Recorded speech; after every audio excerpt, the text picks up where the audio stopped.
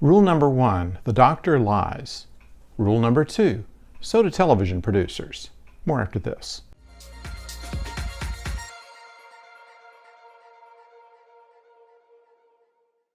Hello out there, I'm the oldest nerd, and reading through some things about the Doctor Who premiere, which is coming up on the 7th of October, they have told us very little, and a number of places that we've read and seen have said pretty much the same. It's odd for this big a change in Doctor Who just to say that there's going to be changes and not really give you any details. All of the trailers have either been conceptual or very small scenes that have been pulled out of the first episode or two.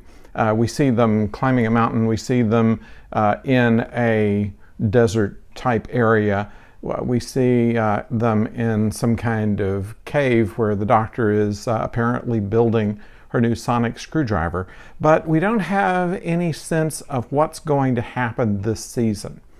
And one of the things that we've been told by the producers is that this year there is not going to be any monsters, not any Daleks, no Cybermen, the Master, Missy, nobody that we've seen before are we going to see. We're going to have all new Nemesis and things such as that.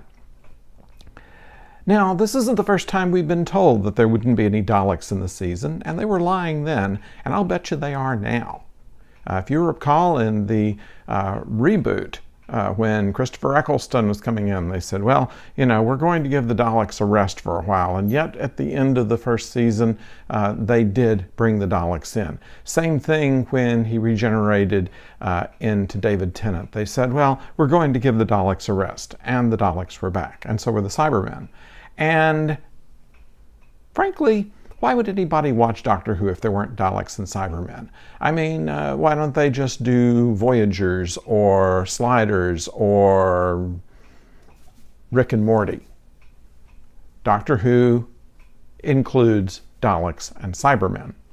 So my guess is that they're prepared for a surprise reveal, and to throw us off the track, they're just lying to us. They're just saying, oh, no, we're not going to do any Daleks, we're not going to do any Cybermen. That's going to be just that.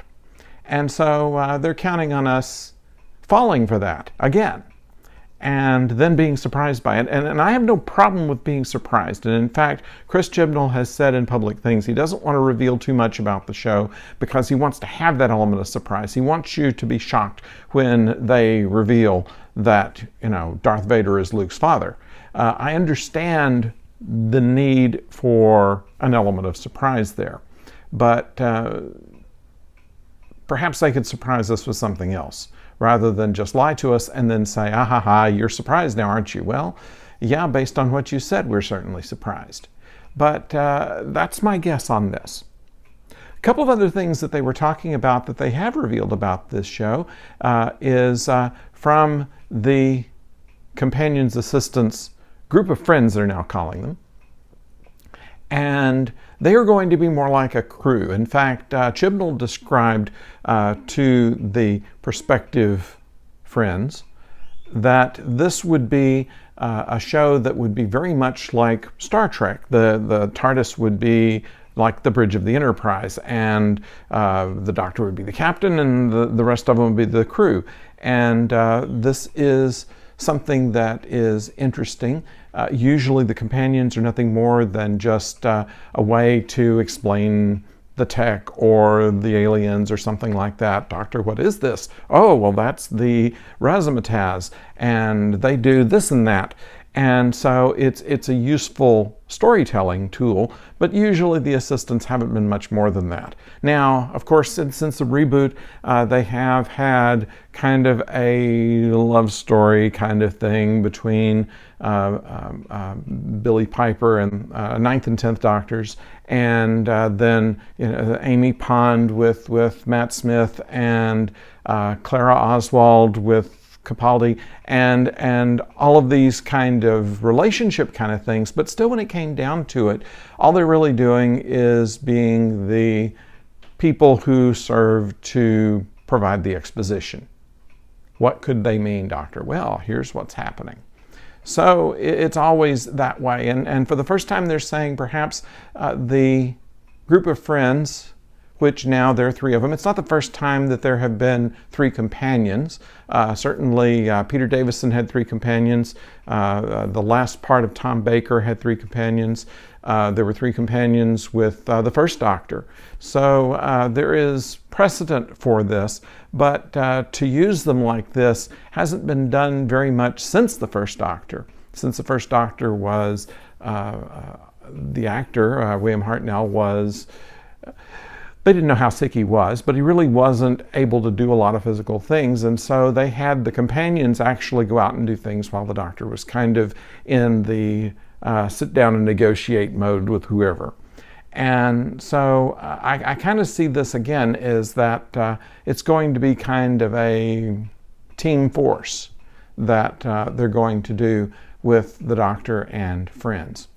So there's more surprises, I think, coming up than just what the inside of the TARDIS looks like, although from some things that I've heard here and there, it should be rather interesting. But this Bridge of the Enterprise concept is something I want to think about when they first reveal it, to see if there's something to that, if this is going to be a BBC version of Star Trek. I know that from the early days of color on Doctor Who, we know that the producers there kind of envied what Star Trek could do because they had the better special effects at the time.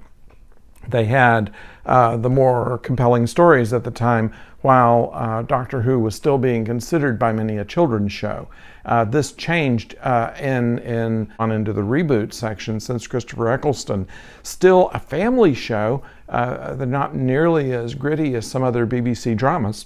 More compelling plots. There's been less simplistic nature to it for the most part. I mean, every once in a while they pull down into the silliness, but for the most part they've been pretty well told stories. And I'm looking forward to more of that. Chris Chibnall has written some stories for the previous Doctor Who series, and we have he will be writing the opening episode, and I believe maybe even the second. And then there's a writer's room, very much like American television, where there will be a whole lot of collaboration, and a script is written kind of by committee. And for those of you who are not familiar with how television programs are written, or most movies, is there's rarely a single writer to it. It's very rare in most American shows especially. And with British shows, which are often written by a single person, it gives it a different flavor.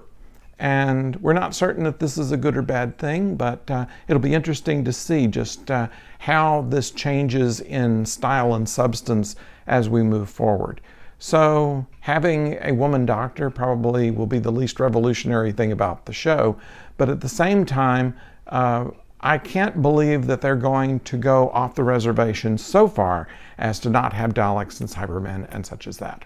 So that's my thoughts on it. I'd like to hear yours. And when you do give your thoughts, please do subscribe and ring the bell for notice of the next video that's coming down. I do read all of the messages that come in. I respond to as many of them as I can, and I do very much appreciate your feedback on it. It means a great deal to me that you listen, that you write, and that you subscribe. And so thank you, and we'll see you on the next video. Don't go far.